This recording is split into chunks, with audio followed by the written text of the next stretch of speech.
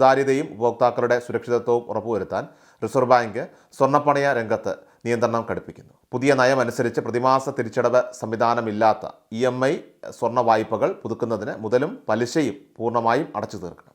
ഇത്തരം വായ്പകൾ 1 വർഷത്തിനകം തിരിച്ചടയ്ക്കണം. വായ്പ അടച്ചു തീർത്താൽ ഉടൻ പണയ സ്വർണം തിരിച്ചു നൽകുന്നതിനുള്ള വ്യവസ്ഥകളും ശക്തമാക്കി.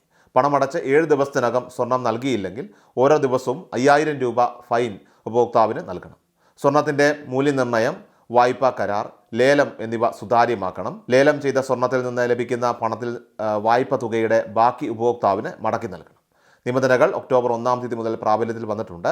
സ്വർണ്ണാഭരണങ്ങൾ, സ്വർണ്ണ നാണയങ്ങൾ, ഗോൾഡ്, EPFകൾ, സ്വർണ്ണ നിക്ഷേപ പദ്ധതികൾ എന്നിവ വാങ്ങാൻ വായ്പ നൽകുന്നതിന് നിരോധനം ഏർപ്പെടുത്തി. സ്വർണ്ണമോ വെള്ളിയോ അസംസ്കൃത വസ്തുവായി ഉപയോഗിക്കുന്ന മാനുഫാക്ചറിംഗ് സ്ഥാപനങ്ങൾക്ക് മൂലധന വായ്പകൾ നൽകുന്നതിനും അനുമതി നൽകി.